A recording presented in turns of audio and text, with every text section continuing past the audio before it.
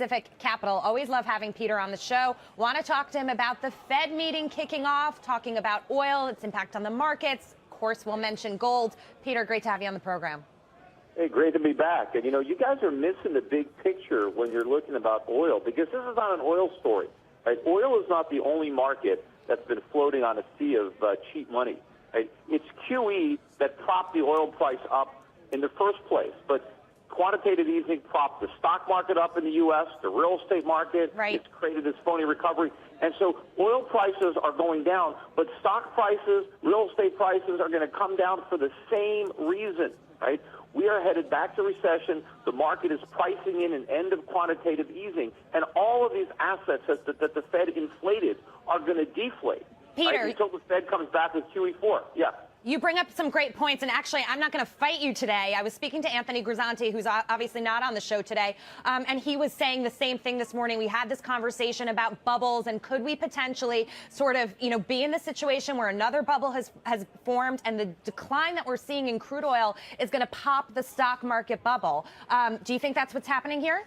No, I don't think crude is the pin to pop that bubble. If crude is a bubble because of cheap money, if oil prices were artificially inflated by the Fed, well, so were stock prices and real estate prices. So all these bubbles are going to burst because of the same pin, which is the Fed withdrawing the stimulus. And, people are talking about how falling oil prices are going to help the consumer. Well, look, oil prices fell from $150 a barrel down to $32 a barrel in 2008. That helped the consumer, too. But it didn't stop the financial crisis. It didn't stop the Great Recession. Look, when real estate prices went down, that helped the consumer, too, because now the consumer could buy houses for less money. But you had all this leverage that had been built up during the Fed-induced mania.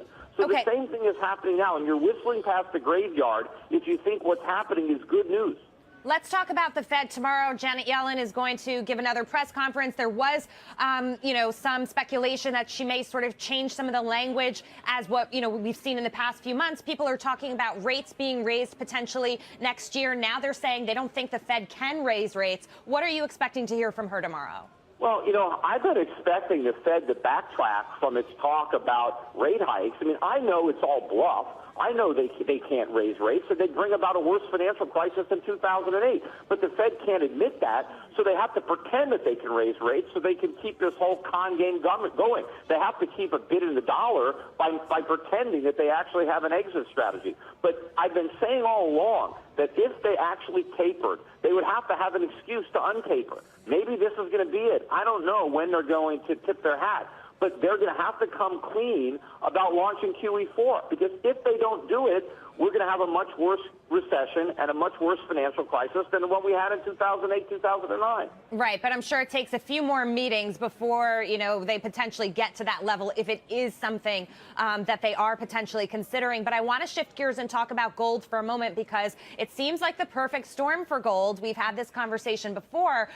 Oil prices are tanking. The stock market seems to be teetering a little bit. People are worried about a lot of the points that you have made, and so I would expect them to sort of safe haven buy gold right now. Yes, we're over 1,200, but why isn't it going higher? Well, there's still a lot of negative sentiment in the gold market, but, the gold market hasn't gone lower. Gold is still higher in 2014 than it began the year, and most experts thought it was going to fall this year. It hasn't. And, of course, in terms of other currencies, gold has had a very, very strong year. It's just that from a dollar perspective, it hasn't. And, in fact, if you look at the stock markets around the world, there are over 60 stock markets, and I think not even a dozen of them have outperformed gold so far in 2014. So for all the negativity, gold is hung in there. But you have a lot of speculators that are still short this market trying to push it down. But I would say that's probably the most dangerous trade out there. People are going to lose a lot of money on the short side of gold and silver, for that matter. When this market turns, it is going to turn, and it's going to take no prisoners. Okay, Scott Nation's question for Peter. I do, Peter. I give you credit, if not for nothing else, for being consistent. But how in the world do you reconcile that everything that's been pumped up, thanks to QE and thanks to our Federal Reserve, is going to come crashing down? You mentioned housing, the stock market, and crude oil. But how is it that gold, if you will, is going to avoid that? How is it that gold is Teflon? Well, first of all, gold has already come down from 1,900. So gold has had a pretty big move from its high, right? So gold is not right on the highs like the U.S. stock market. So you've already had a discount.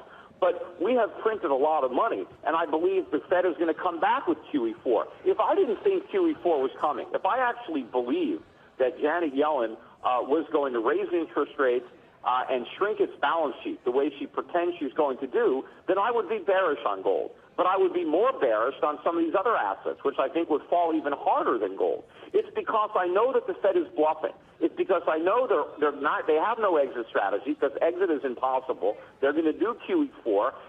Ultimately, what's going to collapse is the value of the dollar. The Fed is going to keep printing dollars to prop up assets until nobody will buy the dollar anymore. I mean, people are looking at the Russian ruble. Peter, if you're more... that's nothing compared to what's going to happen when we have a dollar crisis. And think about this. They just raised interest rates to 17% in Russia. How do you think the U.S. economy is going to handle 17% interest rates here if the Fed is forced to do that because the dollar is collapsing? Scott, you wanted to follow up. Peter, so you say that you're more bearish these other products, these other commodities. Does that mean you are now bearish gold, even if it's just a little bit? No. If I thought the Fed was going to raise interest rates and shrink its balance sheet, if I believed what the Fed was saying, then I would be. But because I don't believe what they're saying, I know what they're going to do. Right? They are going to come back with QE4 as soon as they see this phony recovery fading. As soon as they get a good look at the GDP numbers that we're going to get in Q4 and Q1 from 2015, when they start to see the unemployment numbers really start to move back up. You know, we've been getting mostly negative economic data today, including 2 big negative reports that came out. Nobody cares. You know, they grasp on the few good pieces of news that come out every once in a while. But most of the data is bad. Anybody who wants to open their eyes and look can see that this economy, this bubble is deflating. And when the Fed has to acknowledge that the economy is much weaker than they thought, then, they're going to come back with more QE. That's why I'm still very bullish. Peter, having said that, one final point before I let you go. If you were at the press conference tomorrow, you could ask Janet Yellen a question. What would it be? Oh, I got a lot of questions to ask Janet Yellen.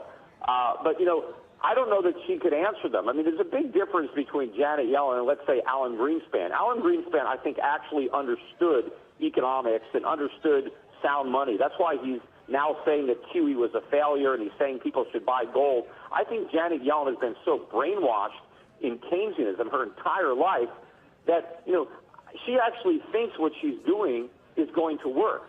Alan Greenspan at least knew it wasn't going to work, but he did it anyway because he wanted to be liked. He wanted to keep the party going.